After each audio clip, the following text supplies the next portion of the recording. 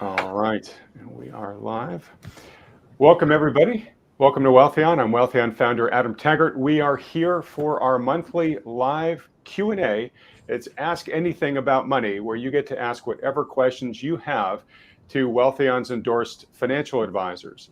I am here along with, let me put everybody up here, with John Lodra and Mike Preston, who are the two lead partners from New Harbor Financial.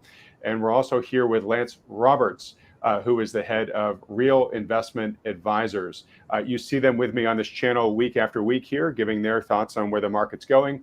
The whole purpose of these monthly Q&A sessions is literally just to let you, the Wealthion audience, ask us whichever questions are burning most urgently in your minds. They can be very broad, or they can be very specific about your own personal situation. As a reminder, while we're recording this live, it will be recorded, and therefore, if you're watching live but have to leave to go take the kids to soccer or whatever, don't worry. The whole thing's going to be recorded. You'll get to watch it later on. And if you're watching this on the recorded session, everybody, thanks so much. All right, for those that you are watching live, please just comment in the live chat here. Let us know where you're watching from, but also as you have questions, ask them there in the live chat, and I'll pull those in to ask those of our experts here.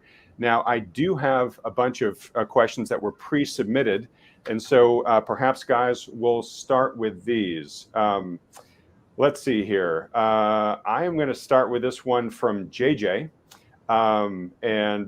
John, I'll pass this to you, and then we'll just let you guys kick this around. Should we lock in short-term 2-year treasury yields or wait? And what about long bonds like TIPS versus TLT for the other end? Well, like most things investment related, rarely is all of something a good thing. So the simple answer is sure. I guess another caveat with bond investing, it should take into account your timeline and needs for cash flow and the capital. Right. If you have a pool of money that in 6 months you want that capital to go buy a home or whatever, I wouldn't be buying 2-year treasury bonds and locking in those yields, because you very well might have to sell those in 6 months with interest rates having gone up further and those bonds being at a capital loss. But aside from one's precise individual circumstances, which can only be properly answered through a one-on-one consultation, and you got 3 advisors here and their teams, that's all we do all day long. So a subtle invitation to reach out to an advisor that you trust. But we do think that there's been a very market rise in short-term yields on the front end of the curve and 2-year treasury bonds. We own some for clients, certainly not their whole portfolio. So the simple answer is yes. I think it's very prudent to put some degree of capital in short-term, safe treasury bonds, treasury bills, and 2 years of fine duration and maturity if it meets your timeline and your schedule for capital. I wouldn't put 100% of your money in that. Use a bond ladder, use a shorter-term treasury bills. The bottom line is we think it's appropriate to be very, very defensive and conservative right now, and something like that would check the box for those criteria. But there is opportunity costs that you always want to be mindful of. If we did get a major washout in the stock market in the shorter term, which we think is certainly a plausible and if not likely scenario, I'd want a lot of shorter term liquid funds like treasury bills to be able to deploy into those pullbacks in the stock market. But that I think I've answered the question there, but happy any follow-on questions. All right, Lance, let's go to you. No, it's really pretty much the same answer, which is it always comes down to need. So if you have a short-term need in, say, 12 months and you don't want to buy a 2-year treasury, so it's absolutely the right thing. And in our bond portfolios as well, we've got short duration, we've got floaters, we've got 1-year, 2-year treasuries. On the longer end, we've got the 10-year treasury, 20-year treasury, TLT. As a trading position and a long-term hedge for equities. And again, it's about duration, how much risk you're willing to take, and then what you're expecting in terms of your rate of return. And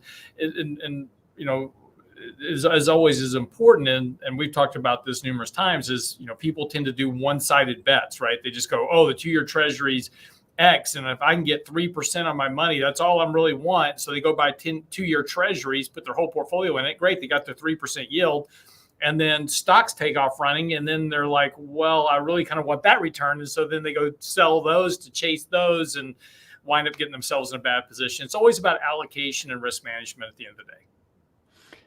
All right. Very good. Very prudent. I'm going to ask this question because it came up for me the other day.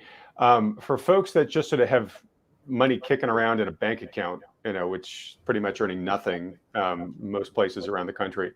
I did a video not that long ago about I-bonds. So Lance, maybe I'll keep with you, and then Mike will come to you. For folks that just have sort of excess cash kicking around in a bank account, does an I-bond make a fair amount of sense at today's rates?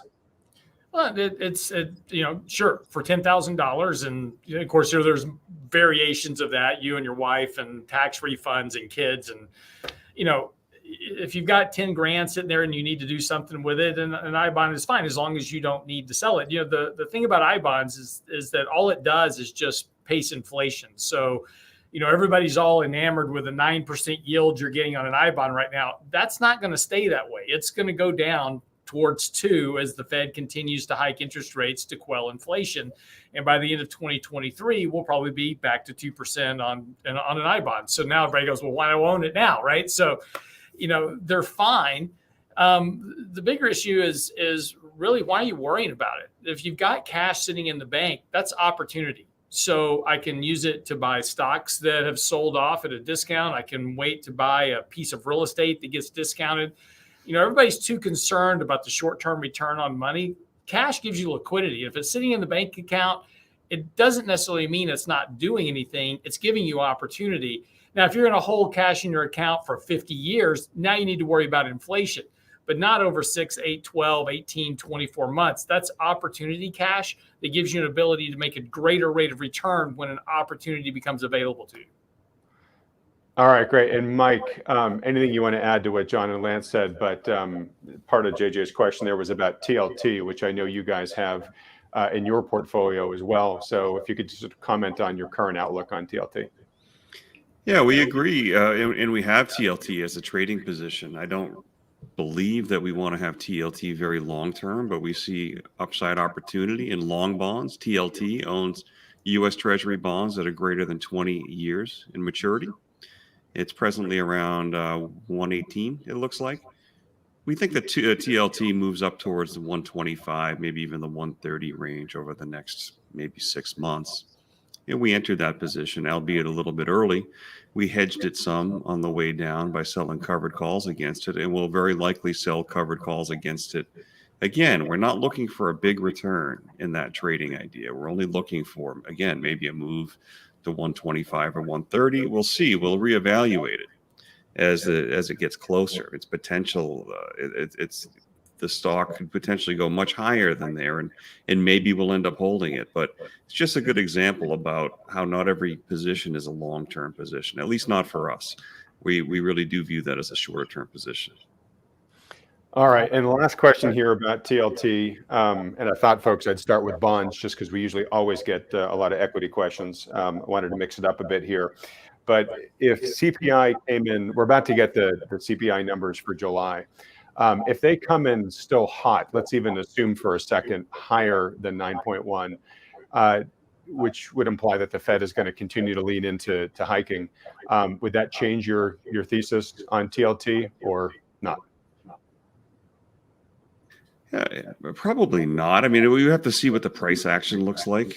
If they're going to continue hiking, potentially it's going to be negative, or if the market perceives they're going to continue to hike or more aggressively, that could be short-term negative. But as other guests on your program have stated, if the Fed were to pivot or to capitulate into stopping their program of tightening, then the bond market could actually really suffer. The bond market thinks that the Fed isn't serious about inflation. The bond market could sell off hard, and that could be a real risk. So I think we'll just look and see what happens, and we'll definitely look at the price action too. We do have parameters that would get us out of the trade, or at least get us to tighten our hedges or start to scale out of the trade if it if it went wrong. So we always have a plan, but in general, we're just going to watch and wait for now.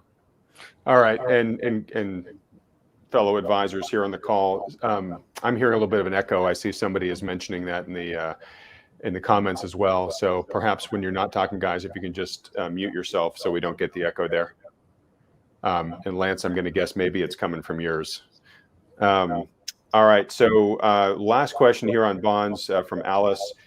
This is just asking you guys to prognosticate. So don't worry, no one's going to hold you to this. But just reading the tea leaves right now, where do you see the 10-year yield in 1 year? Lance, why don't we go to you, then I'll come to you, John. A lot of it depends on where we are in the cycle in terms of, as the Fed continues to hike rates, you're going to get slower economic growth, you're going to head towards recession, et cetera. So, I hate placing price targets on anything more than about 3 days out because everything's just a guess at that point. Right. But, look, 10-year treasury rates are going to ultimately track inflation and GDP. So if you are heading towards recessionary territory, the 10-year treasury yield is going to drop to somewhere around recession levels, and that's negative growth. So again, you go back to March of 2020. In 2018, we said that yields were going to go towards 1% or less. And the next recession, we got down to 0.5%. And this next time around, we'll probably actually hit zero. It's just a function of the long-term trade of how interest rates are impacted by economic growth. And if the Fed's goal is to break inflation, and you don't have to go very far back in history to look at what happens, but when they start hiking rates aggressively to combat inflation, the impact economic growth and ultimately inflation itself, because inflation becomes deflation, interest rates are going to drop pretty sharply. So, for the 10-year treasury to get back to 1% or less is not really that far of a stretch of imagination if we get into a recession next year. All right, good answer, John. I really don't have much to add. I thought that was a really proper answer that Lance gave.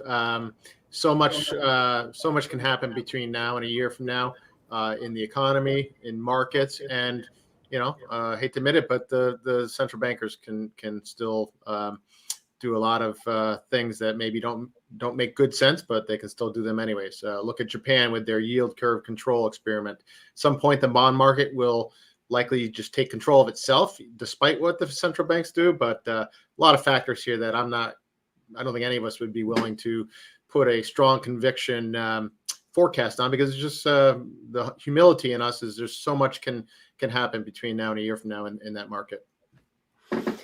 All right, John, I'm going to stay with you here for a second. We're going to move on to Takashi's question, which is, should I keep dollar cost averaging into the market regardless of the market condition?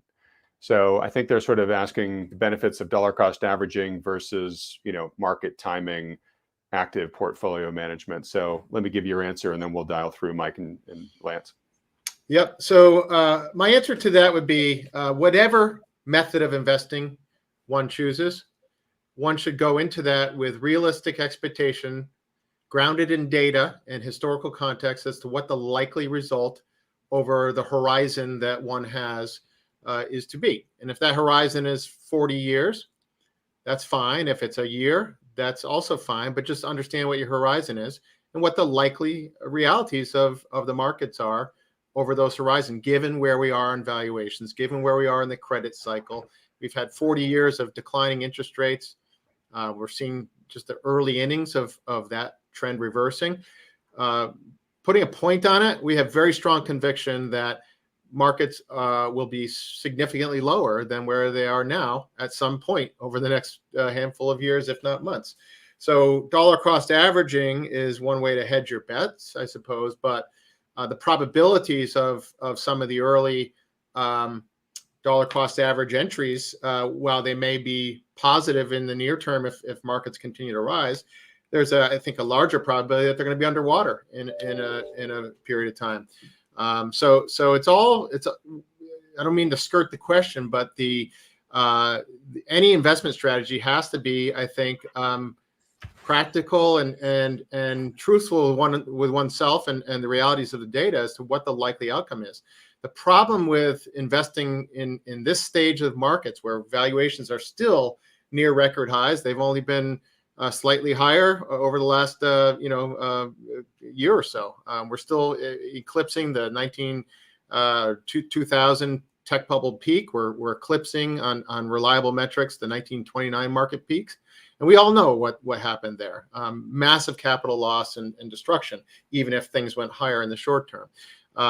So the real trick, though, is if you're going to be dollar cost averaging in rigorously and with discipline, you got to stick with that discipline to not jump out at the very bottom. And that's the big problem is many people will invest in the top either in one fell swoop or dollar cost average in, and then they'll get out near the bottom because they think things are going to zero. I literally remember in the final throes of the 08-09 decline, many of our peers in this industry who espouse the benefits of dollar cost averaging and not paying attention to trying to time the market, they were literally on chat boards between fellow advisors saying, "Hey, what do y'all think about dollar cost averaging out of the market now?" That's where the psychological compulsion really can derail even the best laid out strategies.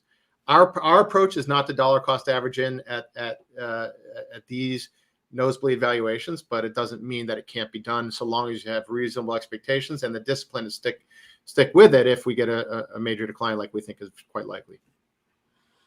All right, good answer there, John. All right, Lance, I'm coming to you with a new question, and then Mike, I'm going to let you comment on that. Real quick, John Beek here asked, why not use I bonds for short-term needs? For needs that are super short-term, you have to just be aware, John, that if you buy an I bond, you cannot sell it for 12 months. So that money is locked up for at least a year. And if you don't hold it for 5 years, there's a penalty that you pay. It's a pretty mild one, but just FYI, know that that's in the mix too.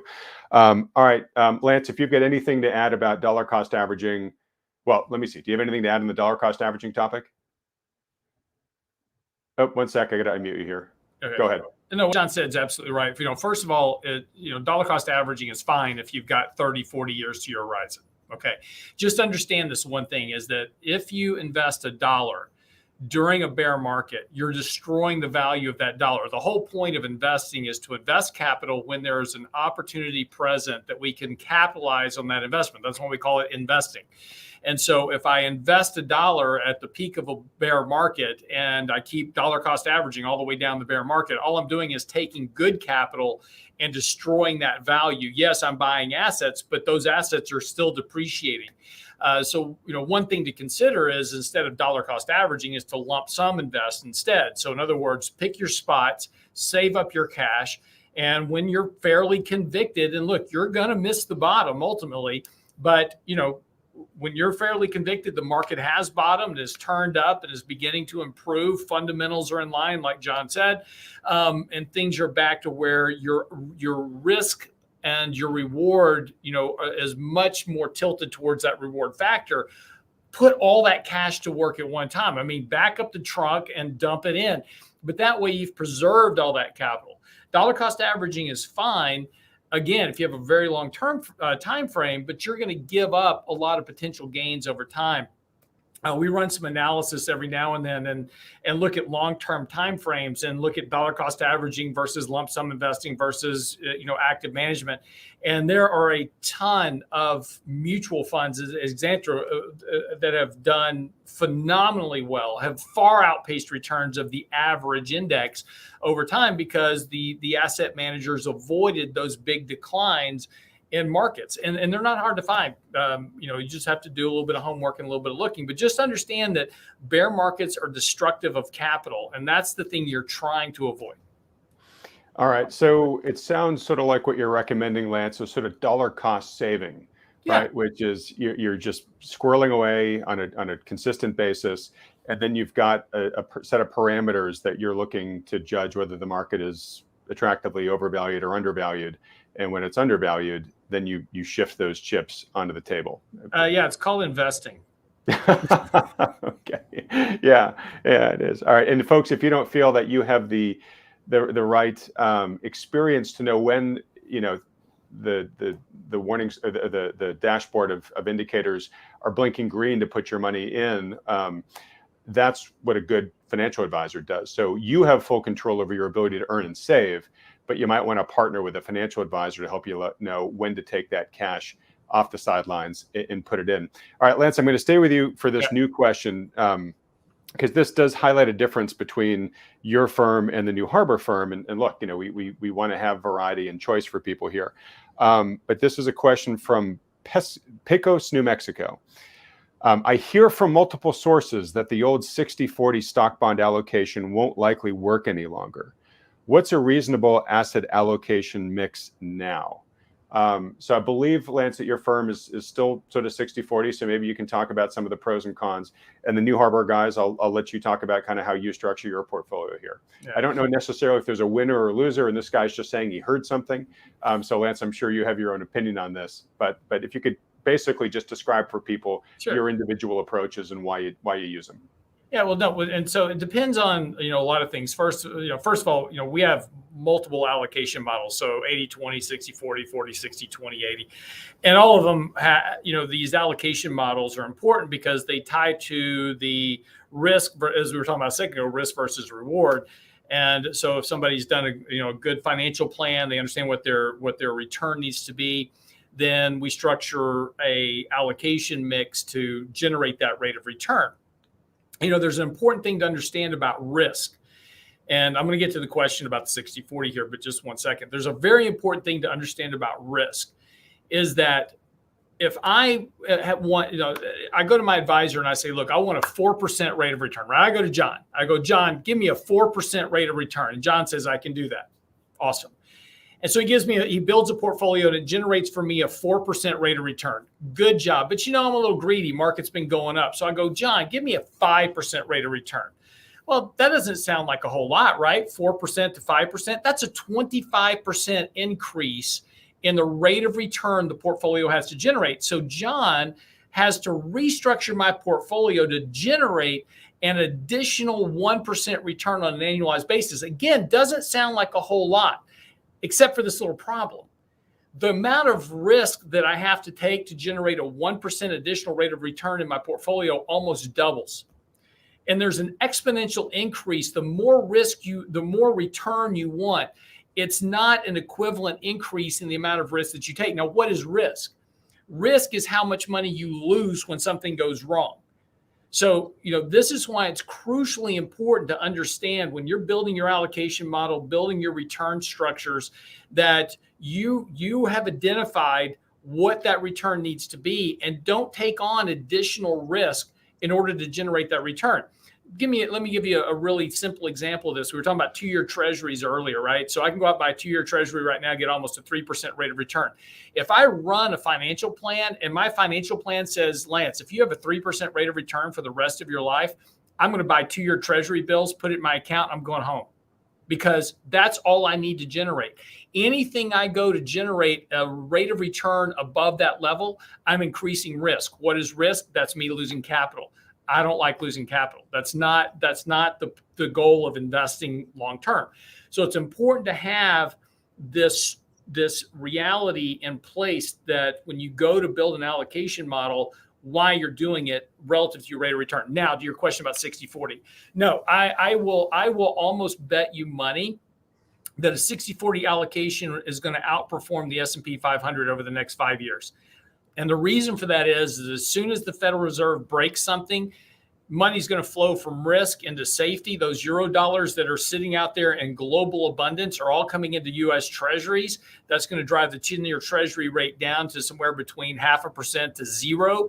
And 10-year treasury bonds are going to be outperforming stocks because stocks will be in the tank. So if I was a betting man, I'd bet on the 60-40 over the S&P 500 all day long right now. All right, great. And obviously one of the things the 60-40 has versus just a pure S&P allocation is the power of diversification, right? Diversification is long proven to improve overall portfolio returns. All right, Mike, coming to you now. Perhaps if you can sort of just, anything you want to riff off what Lance just said, but sort of explain why you guys take the tack that you do at New Harbor, because it is not a 60-40 allocation as I understand it. Yeah, I agree with Lance that a 60-40 portfolio will almost certainly outperform the S&P over the next 5 years, probably over the next 10. and even maybe 15 years. And that's just really, in my opinion, because the expected return of the S&P 500 itself is probably negative from these levels over the next decade. And so it won't be much of a bogey for bonds to outperform them. And probably, if we have the type of financial kind of drop or crisis that we envision from these excessive valuations, then treasuries will do well. But and this is not to disagree with anything that anyone said. We just look at things a little bit differently. It's not easy to do it this way, but we attempt to measure the risk in the market and proceed accordingly. We don't have many different models. Most of our clients are in one model, our tactical model, and we just happen to be living through really the most extreme time in our lifetimes, I think, in the markets, if you measure it by the valuations of the markets or the bubbles that we see all around us. So it's difficult because you have to be willing to be out of step for quite a long period of time to do that. But we don't think it's very easy to play a potential melt up, for instance, and get out in time. And this is a very psychologically driven market. You could even say that that's the Fed's main objective, is to control things psychologically so that the wealth effect continues and so that prices increase. Going back to dollar cost averaging a little while ago, we're living at a time right now where the stock market capitalizations around the world are higher than they've ever been. In the U.S., it's about $40 trillion. It's the value of the entire stock market. And the percentage of people owning financial assets is also at an all-time high, at a time where valuations are at an all-time high. And we've got this magic Fed and central banks that just keep creating money and liquidity. So much so that we've now got global debt sitting at $300 trillion with no plan B.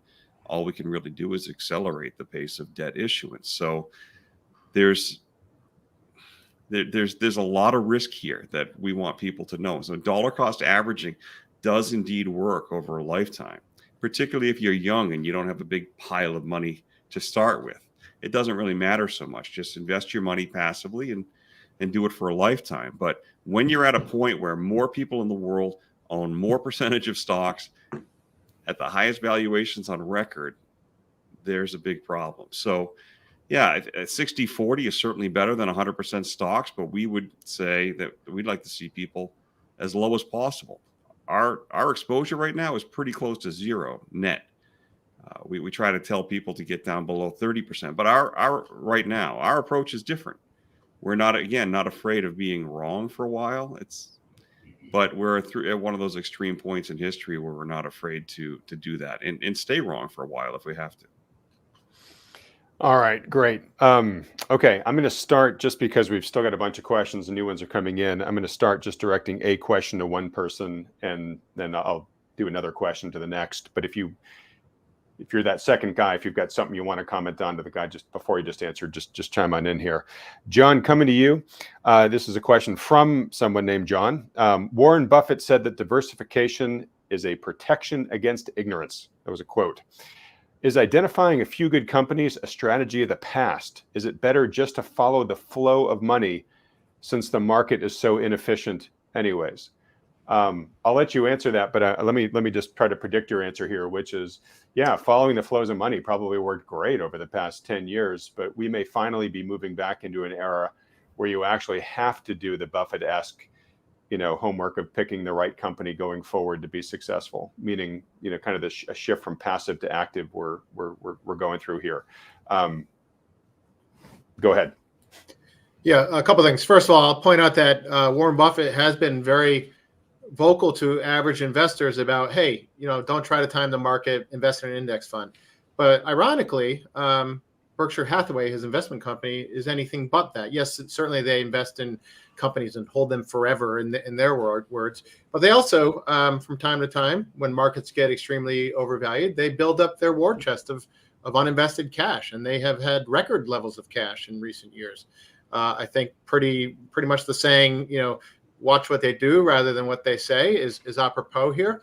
And to the point of that, great companies are always better than bad companies. I'll just put it that way. But it doesn't mean there are always great times to buy great companies, because even they can be overvalued. And this gets to the concept of one of the, I think, the great transgressions of our industry is projecting this idea that all you got to do is take more risk to get more return. In other words, that there's a free lunch, so to speak. If you take more risk, you get more return. That's the so-called mean variance, modern portfolio theory body of academics.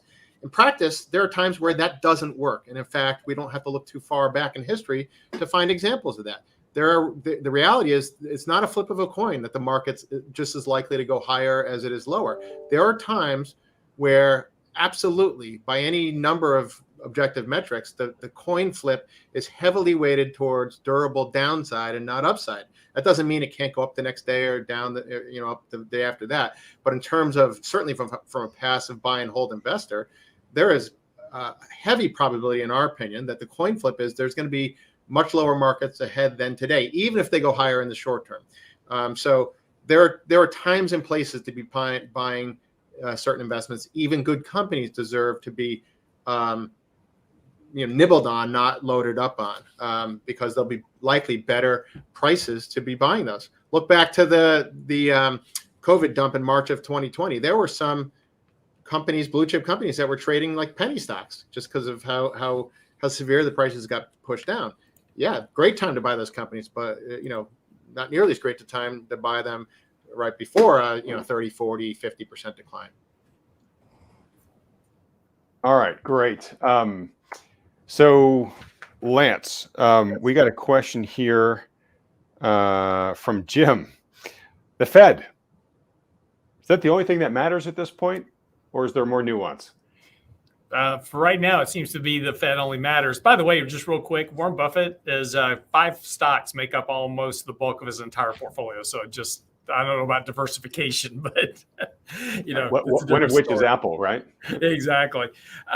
But look, the Fed matters a lot right now, and it's and what's sad is, I guess more than anything else, is that we really don't have a market with price discovery, and not like we used to. Again, we talk about buying fundamental values and these type of things, and look, none of that's mattered in a decade. Let's be honest. And for the last 12 years, we've trained investors to only look at one thing, which is what's the Fed doing. Doesn't matter what valuations are. Doesn't matter what interest rates are. Is the Fed putting money into the market or taking money out? And it's been don't fight the Fed for over a decade. And so we've had Pavlov's dog. That whole experiment has trained investors to wait for the ringing of the bell. And I thought it was interesting. Just as soon as we got this rally over the last couple of weeks from this really beaten up market that we've had, Jim, and we'd said on our one of our conversations, I said, the mark will be here is that when Jim Cramer comes out on television and says, time to buy stocks, right? And that happened last week. Jim Cramer's out. Your window to buy stocks is very narrow because when the Fed pivots, it's going to be, off to the races, for stocks. And that's where we are, right? So this whole idea of trying to time markets and all this other stuff is certainly questionable now, because now the entire market is focused on what the Fed is doing. I don't agree with this, but this is where we are now. And we've kind of butchered a market into, a place to where the Fed is truly all that matters at the moment. What I find interesting is the Fed is giving no indication that they're, going to stop chasing inflation and stop that fight. But yet the market is, fighting the Fed tooth and nail right now, expecting a pivot any day. And that's a rather fascinating turn of events here in recent times. All right. Sorry, guys, I'm still learning the software system here, so bear with me. I think we're actually doing it pretty fluidly this time around, but every so often somebody stops talking when I'm in the middle of a control here. Hey, so first, everybody, if you're watching here, if you're one of the over 500 people watching, if you're enjoying this format here, I think, guys, this is the 4th time we've done it. We'll continue doing it on a monthly basis if folks want, but do me a favor, folks, just chime in the comments to let us know if indeed you're enjoying this, or if you have any ideas on how you'd like us to improve this. I got kind of a fun question here from Zach. Actually, I'm going to hold that one for a second because, Mike, I'm coming to you with this one. This is a question from CNX Software. Since U.S. markets look overvalued on a historical basis, are there other markets with better valuation metrics that we should consider investing in? I know you guys hold a little bit of emerging market equities, so go ahead there. Yeah, as far as broad markets go, emerging markets is the place to be. If you take a look at valuations there in the CAPEs, the cyclically adjusted PE ratios, they're more normal. I haven't looked at it lately, but it was somewhere in the mid-teens, I believe, at best recently. Compare that to developed markets, certainly the U.S. markets. And if you just take a look at like a 20-year or a 10-year monthly chart of EEM, that's EEM, iShares Emerging Markets, or VWO, Vanguard Emerging Markets, they really haven't gone anywhere for a decade. Now, that's not to say that something that's gone flat for a while is what you should invest in, but if you compare those charts to a chart of the U.S. market, the S&P 500, you'll see that the S&P has gone parabolic, and probably for decent reason with all the money printing here and the flight to safety in the U.S. dollar that has happened and is probably going to keep happening. But look at emerging markets, which are undervalued, really haven't gone anywhere in 10 years. Compared to our extremely overvalued markets, they're a very compelling bet. And again, just look at the cyclically adjusted price earnings ratios of those regions. There's some good pieces that a firm in Boston, GMO, puts out. Jeremy Grantham has talked about that. Neighbors down the road in Boston, about emerging markets and how they're likely to be one of the few assets that can produce a positive return from these levels over the next decade. So if I wanted to set it and forget it in any type of investment, it would certainly be emerging markets, not U.S. markets. And we'd likely try to increase our position. We have about a 10% allocation to that sector. We'd likely try to increase that as the S&P 500 declines, should it decline, which we think it will. Other than that, the other pockets that we like are resource and commodity stocks. We do think that commodity shortages is going to be here to stay for the next decade or more. So commodities make sense, cash. So that's it, I guess. All right. Well said there, Mike. John, coming to you, this is a great question. Other guys, feel free to chime in on this if you want to. And anyways, folks too, thanks so much for your questions, your feedback here in the chat. Seems like folks still like this. We'll keep this going. Do us a favor, if you haven't yet, folks, just hit the like button on this video. That'll help YouTube share it with more people. Also, if you haven't subscribed to this channel yet, hit the subscribe button too while you're down there. All right, John, this question's from Zach. If you have a young child, say 2 years old, what would you do to set them up financially? Will a large college fund be necessary in 16 years, or maybe purchase them a property so they have more financial freedom, brokerage accounts, whatever? And when do you hand them the reins to these savings if you do? Yep. Well, that's a great question, Zach. Hi, Zach, and I hope I can give it a properly robust answer. Part of your question gets into parenting, I suppose, and parenting philosophy, and I certainly don't want to inject my own parenting philosophy into this answer. I will tell you, though, just objectively, we have counseled many of our clients to every parent loves their child, loves their children. One of the best ways that a parent can do well by their kids is to do well by themselves. In other words, to focus on their financial security, meaning the parent's financial security, before putting priority on the child's financial security, because ultimately you have less time than a child to kind of build and save, right? So we've seen rare situations, but it's happened where clients have over provided for their children at the expense of their own security, and certainly they did it in love, but ended up with a situation that maybe they wish they had prioritized things a little differently. But look, I mean, there are a lot of loaded aspects to that question in the sense that we for a long time have been saying that the rising cost of college education as we know it today is absolutely unsustainable. I had discussions with my own children about, hey guys, I know all your friends are going to college, but that's not the only answer, right? Being an entrepreneur, starting a business, working as an apprentice for someone who owns a business, or learning a skill or trade or whatever. There are lots of great ways to build a future. And even though we're in the business of money, I cringe at the thought of defining security solely by a financial account. I think our children, and I'm speaking, broadly across, the generation that follows each of us on this video here today.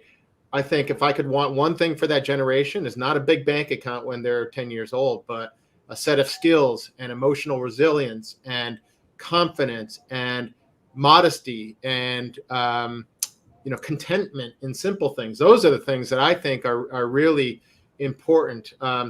It's never too early to start saving for a child, but doing things like a college savings fund allows you to keep it in your name and not permanently give it to a child who may not end up going to college.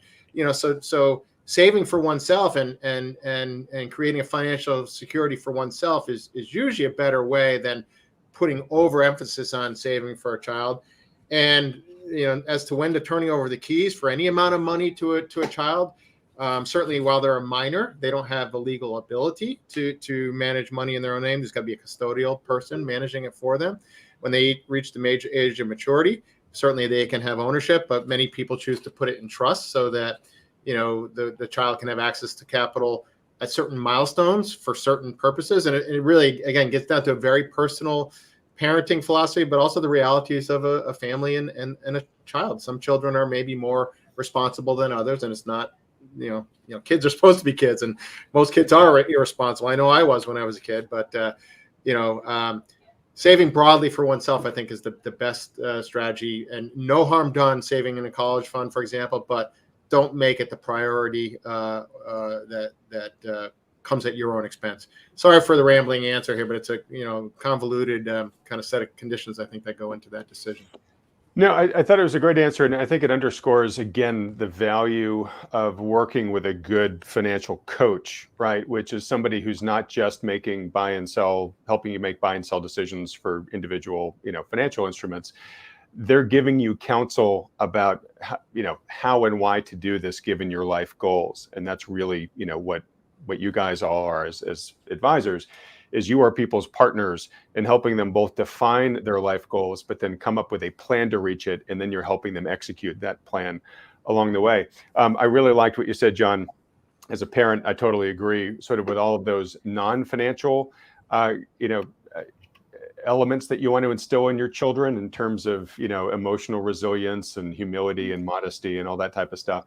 And I think the point you made was a really good one, because I've seen and heard this borne out both in theory and in practice in life, which is if you have to sort of make a choice as a parent to decide whether to invest for your own secure retirement or invest in your child's education or their start to life, all the data I've seen corroborates with what you said, which is, let your kids figure out their own destiny. They'll find a way to make it out, as kids have done throughout history.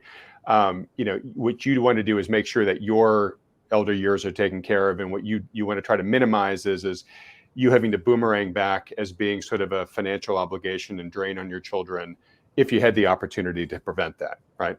All right, Lance, let me come to you here.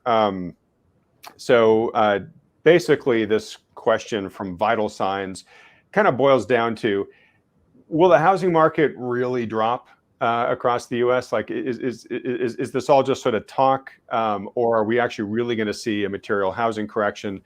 I wanted to ask you this because I know you've just recently made a big decision in your life around this. Right. Who knows? All I can tell you is that housing prices are well above what incomes will support. And, Fed's raising interest rates. That's going to make mortgages ultimately more expensive potentially. And, financing is going to get tighter as the economy starts to slow down. Incomes will fall as you get into a recession. The ability to buy a house will slow down. Prices will begin to fall. When prices begin to fall, consumers will do what they always do, which is to wait to see if prices will continue to come down. And so, the odds are, yes, you're going to have a market correction of some sort. Now, we're going to have a market crash like we saw back in 2008. No, probably not, because we don't have the same type of subprime issues, but we have a very overvalued housing market. So I think you're going to get a correction in housing prices. How deep that is, I really can't tell you. I'm not a housing expert by any stretch of the imagination, but when people are throwing stupid money at you in terms of a house price, yeah, you sell your house and go rent for a while. That was our decision. So, at some point, I think housing prices will get cheap enough. It'll make sense to buy a house again. And, we'll do that. All right. And getting back to the point I made about, you guys being advisors for all aspects of a person's life and financial situation. For a lot of people, their house is one of their, if not their largest asset, right? So as you sort of peer through your crystal ball as to what could happen in the housing market, I just want to give you sort of the open opportunity to opine here about how, taking into consideration the impact of a housing correction on somebody's large asset like that, how do you guys do that when you're looking at the totality of your client's wealth? That was to you, Lance. That wasn't clear. Yeah. It really depends. I mean, houses, okay. So first of all, let's start out. Houses aren't an asset, right? They're an expense, but what we always do is we always anchor to some price, right? I bought the house for $130,000 and I sold it for $250,000. I made all this money and I lived there for 30 years. You didn't really make any money because by the time you add up all the expenses, the taxes, the upkeep, the maintenance, all these other things, odds are you probably broke even at best, may have adjusted for inflation. And probably at worst, lost some money, and depending on, how, kind of where you were in the world at the time. So, we always look at these houses and say, oh, it's an asset. And really it's not at the end of the day. But, to your point, and when people have this asset and we're talking to people, it really depends on what your time frame is. If my time frame, and look, it just using us as an example, our kids were leaving for college. We knew we were going to downsize. Our life expectancy in the house that we built was 3 to 5 years, maybe 7. And then we knew we were going to downsize and move. So, when, prices got to the point, 3 years after we built the house that, we're looking at this windfall, yeah, it made sense to sell the house. But if you're in your forever home and you're going to die in that house, then you don't worry about the housing market. You just go on with saving and investing and doing what you want. So, just like with anything, it's all about duration, timing, what your needs are, what your plans are, and then trying to make the best financial decisions around those. All right. Yep. Great reality. Great points of reality. And I think you and I have talked about this in the past, Lance, that up until kind of like the late 90s, housing prices pretty much increased annually at the rate of inflation. Yeah. They weren't these honestly, sort of speculative assets that they've become right now. People buy a house banking on the future price appreciation. And of course, now we're at record levels of both valuation and unaffordability. Right at the point too, where the baby boomer generation is getting ready to, it's going to have to start downsizing as people, have to go into senior living and cemetery. It was the worst thing that the financial advisor community did. This started right in 2000, 2001, too.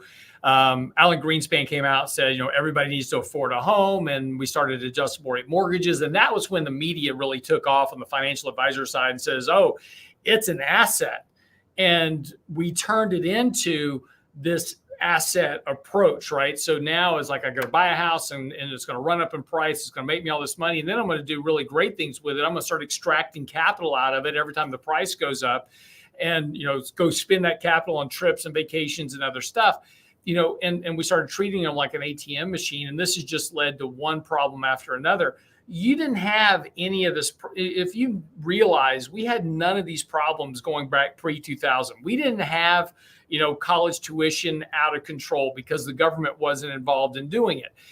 You didn't have housing prices out of control because the government wasn't involved in supporting it. And so whenever we have allowed government into these markets, we have created dire outcomes for individuals. And no wonder people are upset today about their lot in life, the rich versus the poor, the 99 versus the 1. It all makes complete sense. But this has all occurred since 2000 when we started allowing the government, the Federal Reserve, and everybody else to intervene in markets that they should not be in, period, at all. All right. Hallelujah. We're back on one of our rant.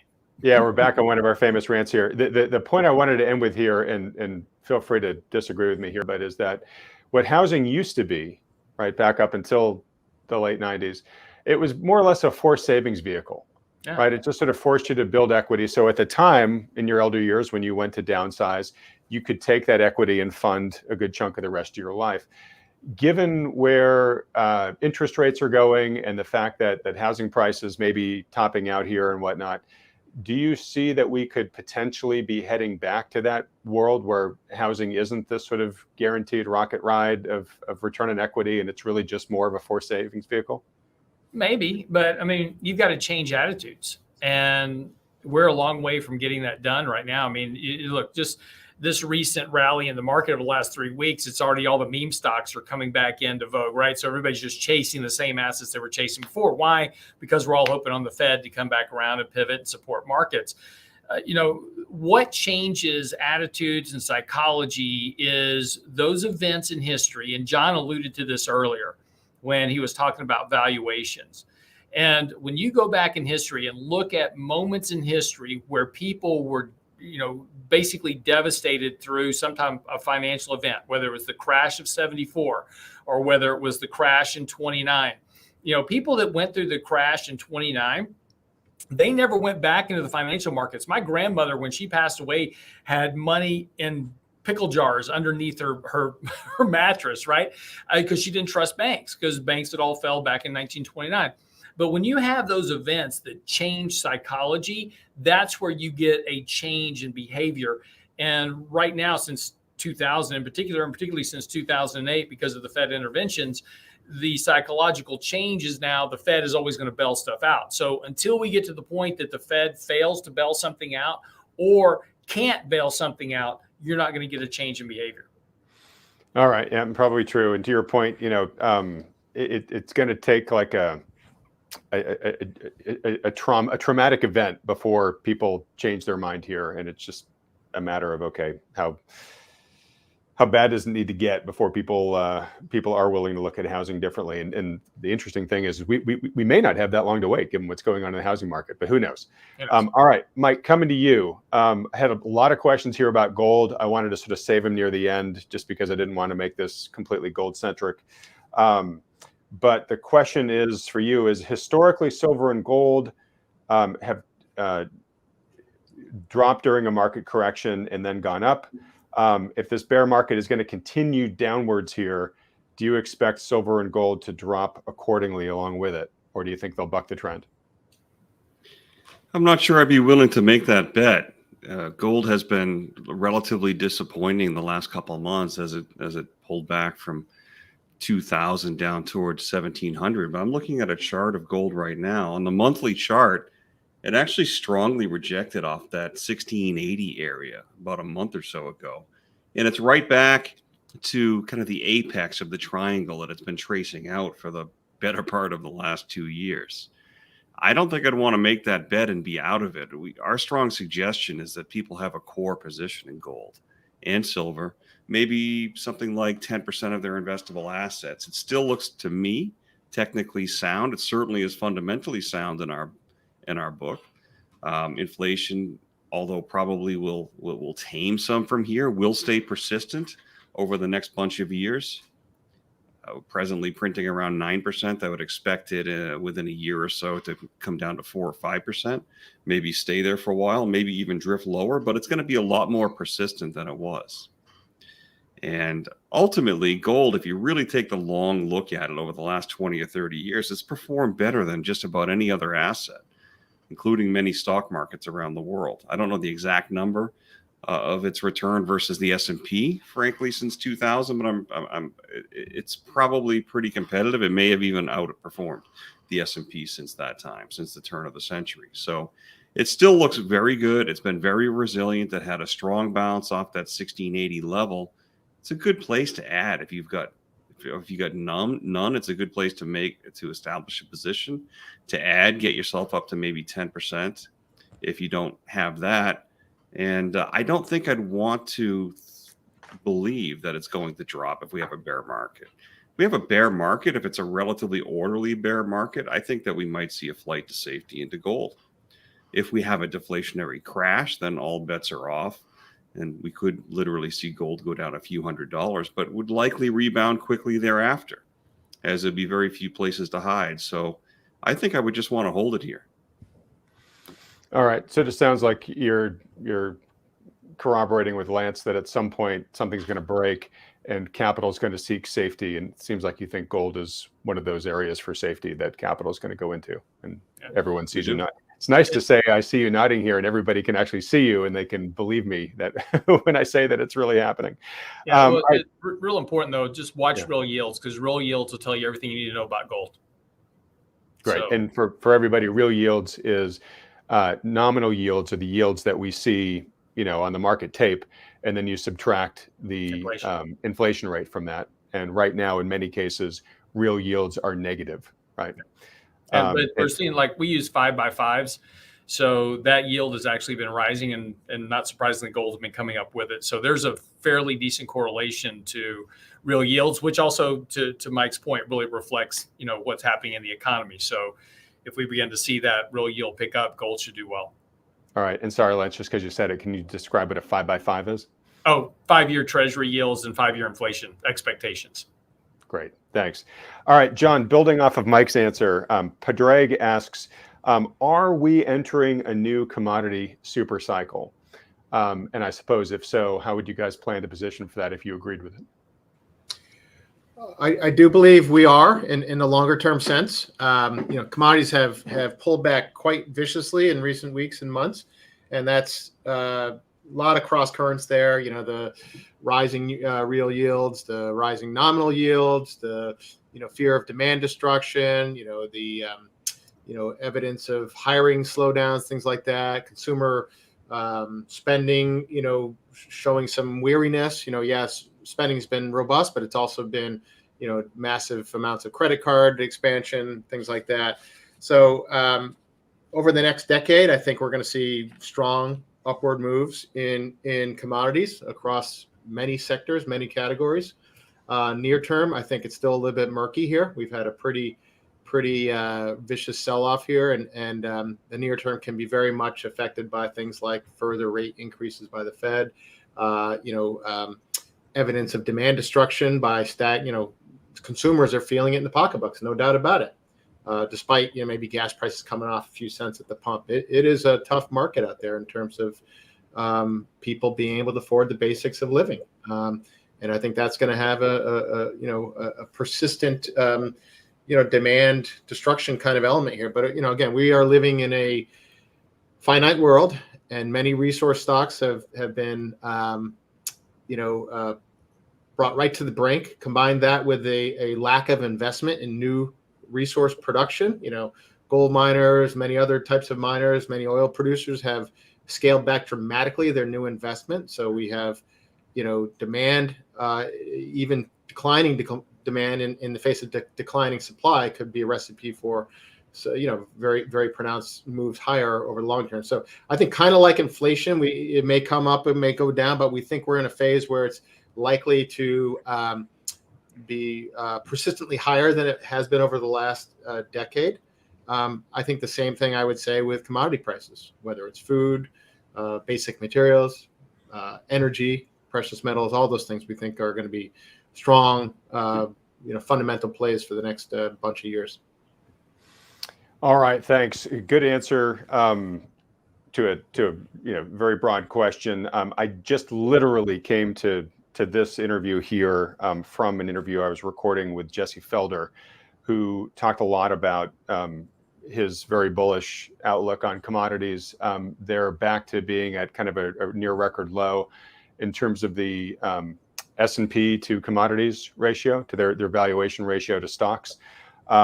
He believes that that's going to skyrocket for the reasons that you just described, John. Also, he expects, I shouldn't say expects, but looking at valuation metrics, he makes the case that the market is, still needs to fall about 50% before it's down in the territory by which historic metrics would call it sort of fairly valued. So guys, I want to end on this question, which I'll sort of ask the group here, which is, do you think the bear market rally is over? If not, how high do you think the current rally could go? And then once it's over and things begin to tip back over, how far in its totality do you think this bear market could go? Lance, we'll start with you. That smirk shows me you got a strong opinion, and then I'll dial to you, Mike, and then to you, John. No, I don't have a strong opinion. I just was smirking because, it depends on how you want to look at things. First of all, technically we're not in a bear market, right? Market's down about 15% for the year. And, we very briefly broached the 20% mark on the S&P. But again, as you and I talked about recently, if you look at the long-term trend of the market from 2009 to present, we're nowhere near breaking the bullish trend in stock prices. So it would take a near 40% decline to break that long-term bullish trend. So there's a lot of things that suggest technically that we're just in a correction within the overall market. I know we all want to call it a bear market because it feels terrible, but that's not necessarily the case. The second thing here is that the 20-day moving average just crossed above the 50-day moving average. That's very bullish. The number of stocks above their 50-day moving average has recovered back into bullish territory. That's supportive for market. Advanced decline lines are rising. That's all very bullish here. That all suggests that this market could have some more legs. And if we get above about 43.50, there's a really good shot we could set new highs in the market. And this is going to confound everybody, right? Mm-hmm. How could that possibly happen with the Fed hiking rates and tightening their balance sheet and doing all these other things? Well, this is the conundrum of the markets and why you've got to be really careful with it. It's okay to have an opinion, but we also have to pay attention to what the market's telling us that it wants to do. Look, personally, I think that we're going to have further declines in markets. We talked about all the reasons why. Fed's hiking rates. They're going to tighten monetary policy. We're going to get to a recession. But markets can do something very different, right? And they can do their own thing. So it's important to pay attention to what markets are doing, trade that accordingly, but be aware that there's a lot of risk. So, again, to sit there and say, yes, absolutely, this market's going to go down another 30%, another 40%, you can make that case. There's also a real good possibility you'll be wrong. So, this is why, we have to just, all these predictions of what people make, if they're predicting anything more than about a week out, they're just guessing, because markets can do a variety of different things, and they can do things that make absolutely no sense whatsoever. And this is, as we've talked about before, this is the problem with making one-sided trades. Just, 2 months ago, we were writing articles about why you should take money out of commodity stocks, because everybody at that point said commodities can't do anything but go up. And well, guess what? They didn't just go up. Right. Markets can do very much the same way. And we're going to have to just navigate what the market gives us and go from there. Very good. And as you and I have talked many times, you don't get to trade the market you wish you had. You have to trade the market that exists, right? And exactly. Sometimes that market can be extremely confounding. All right, Mike, well, let me come to you here. And again, I'm asking all of you to prognosticate here. So there's lots of uncertainty. And one of the benefits of having both of you guys on every week is that, we're always able to make audible calls along the way as new data comes in. But in general, Mike, what do you think about the trajectory for the market from here, the likely trajectory from here? Well, bear in mind that what I'm going to say is a guess, but it's based on experience. It's based on chart reading. This does seem like a typical bear market rally. The market topped at the beginning of the year, or even back in November. If you look at the Wilshire 5000, then we came down about 23% or something like that in the S&P. We've now retraced about half of that. We're very close to a 50% retracement.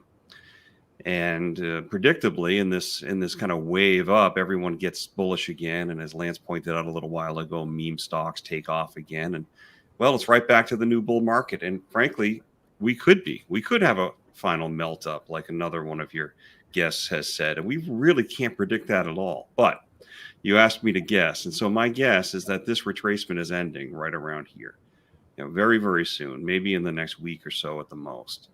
And at the 50% retracement level, like I said. And then I think we roll over and we likely have that first panic move down, the first elevator move down that we've been looking for, really, to add more exposure. And that wouldn't even be the end of the quote unquote bear market. That would just be the end of stage one. But here we are around almost 4,200 on the S&P. I think we top out pretty soon, roll over, take out the recent low, and head down towards 3,200 pretty quickly. May be totally wrong on that, but that's the way the charts look like to us, and that's how we're playing it, staying very conservative with lots of cash and waiting for that opportunity. If it doesn't happen, we'll have a plan B later. All right, John, anything you want to add to that? Yeah, I'll just add a little bit. I totally agree with what Lance and Mike just said. I guess I'll just bring it a real micro here. Let me. Can I share a screen here? I think we know how to do this, right? Yeah, go for it. So I'm going to share a screen here. This is just a. Can you all see that? Okay, it should be a chart of the. There we go. I'm going to go to a daily chart. This is the S&P 500 daily chart. Here we are today. So here we are today, right here. This red bar. We shot up higher during the day and we've pulled back on the day. So we've got a kind of red candle pointing down here. This horizontal line here, interestingly, is right around where the highs were back in June that were repealed, and then a new round of selling. So that was what we thought was a bear market bounce, and sure enough, it fit all the norms there and turned over and sold off to a new low. Here we've been steadily, we sideways traded here for a while, and then we shot up right up to that prior resistance level. Interestingly, we're right at the 200-day moving average as well, which from a technical standpoint, short-term chart reading is another, kind of element of resistance that would be, a notch in the belt of good reason for things to stall here. But this is obviously just a short-term chart, but it does play into this concept that there is plenty of technical support for this short-term rally petering out. What I'll just say in finalization, you can't lose sight of where we are in the cycle. The Fed has come out very strong in the last week or so after the market read dovishness into Chairman Powell's, saying something to the effect of we're in the vicinity of the neutral rate, which, the market said, okay, they're going to pivot, and Fed head after Fed head have been paraded out over the last week or so, saying no, we see no reason to stop raising interest rates, and there isn't. The market's back near all-time highs. The job market's still very tight. VIX is down. Interest rates have been orderly. There's no good reason for the Fed to pivot here. So we do think there's a lot of economic and policy backdrop here that would suggest that even if we do go a little further higher in the short term, it's not going to be likely very durable, and we'll likely see a fresh look at new lows, if not fresh new lows altogether.